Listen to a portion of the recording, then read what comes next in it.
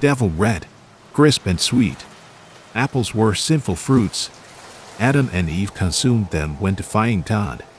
However, the apple trees were so lovely. They were the prettiest things when you laid below them. Dad, I Saturday just above you. Reading. How did we get here? It's my favorite story. Flashback. Nah, are you ready? Glancing at my reflection in the mirror, I had several more spots to cover. My foundation was nearly all gone. I slid on my white lace gloves. Yet, aren't they adorable? Jack approved. They're great. He handed me a basket and settled my hat on my head, tying the net that was attached to the bonnet. Thank you. I kissed him on his cheek while on my tiptoes. Yeah, he muttered. I skipped our shaky old trot that parked outside of my cottage. I entered the vehicle, closing the door. Once my dear Saturday inside, he turned the car on. How about some music? He hums in response to my question. As I rotated the radio dials, an oldie, but a goodie, You're the Devil in Disguise by Elvis Presley played. You look like an angel. Walk like an angel. Talk like an angel. But I got wise. You're the devil in disguise. Oh, yes, you are. The devil in disguise. Jack hummed along to the tune. My eyes gazed at his peaceful yet focused face. Before I knew it, our hands intertwined with each other's. Shortly after we arrived, I glanced at the gorgeous rows of apple trees.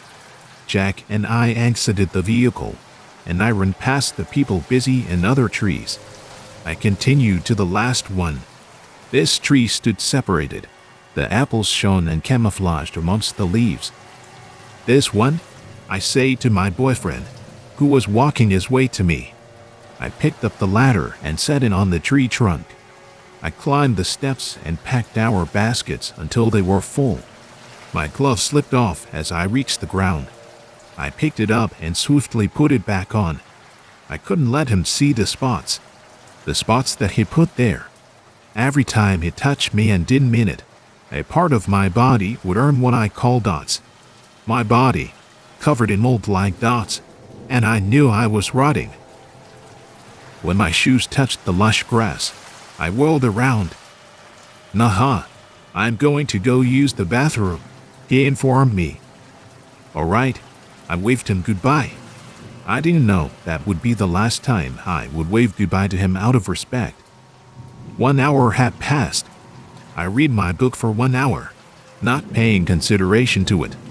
All I could think about was Jack. Where was he? Was he all right? Finally, I got up from my place to look for him. Jack, I called out his name, but there was no reply. I spun around and looked in the distance to see if he was there. No matter how hard I looked or the amount of the times I called out his name, he wasn't anywhere. I walked around the building. I chose to walk around to where the bathrooms were. I overheard heavy breathing. I stood instantly in my tracks and proceeded to peep around the corner. What I saw next horrified me. There stood the man I loved. He kissed another girl, his hands spreading about the girl's body. My chest hurt. The air was suffocating me, and tears welled up in my eyes. My nerves burned. My legs dislocated to jelly, and I gasped. Nah, regretfully. His gaze stayed fixed on mine. What are you doing? I cringed at my feeble tone. Red flags beat me till I couldn't take it. My head hurt. I looked ridiculous. Stay. Fight. Scream. My brain was being inconsiderate. I wish it were a person so I could knock them out cold. Nah, just let me explain. He stretched his hand out. The same hands that were smothering his entertainment, who was standing there, clinging onto him. Explain. I scoffed. My voice shattered. Something I always hated about Jack is that he recognized that things hurt me after it troubles me. I stumbled, wiping my tears, biting my lip. I nodded. My body spun around, and I ran the other way. He had the keys. I decided to walk home. The sky mocked me. It hailed. The bits of ice hit me, and they burned. But of course, the only thing on my brain was Jack. I loved him. He never loved me, and I knew it. I can't think I let this happen to me. I did nothing but treat him tenderly. The least he could do was break up with me. I wandered for 1.5 hours till I reached home. I used my extra key in the pot outside my entrance. I noticed Jack wasn't home yet, and Saturday at my table. How ridiculous. My tears were gone, but the stains remained. 4 hours later, I decided to make some food. I had some leftover pasta in my fridge. Usually, people lose their appetites when they're upset, but I stress ate. How could he do this to me? Don't I care for him? All of these issues once again flew in my head. My pasta heated up. I put some on my plate and Saturday down. As I Saturday down, I listened to the door open. His eyes met mine. Jack gradually approached me. I felt no attachment to him. Nah, we need to talk. Talk about what? I refused to look at him. About the incident, he mumbled. So talk. I glanced up at him. What happened to your face? He rushed over to me and checked the bruises and rat marks that littered my face. Amazed he couldn't see the dots that exposed because of my tears. Lo. His hand traced over a bruise, and I winced and stood up. Even though Jack towered over me, I wasn't afraid. I ignored him. Damn it. Nah. He grabbed my plate from me and placed it onto the table.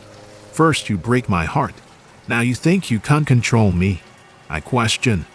Jack remained stunned. I know what I did is inexcusable, but please, I didn't intend it. He grabbed onto my bruised arms. Jack sobbed. I let him blab, and anger boiled within me. I smiled. I played along. You promise? I asked, fake tears in my eyes. Jack hugged me so tightly it almost made me pity him. My body sandwiched between him and against the counter. I swear. His gaze pierced through mine. Quickly his lips met mine. The kiss was craving and hollow.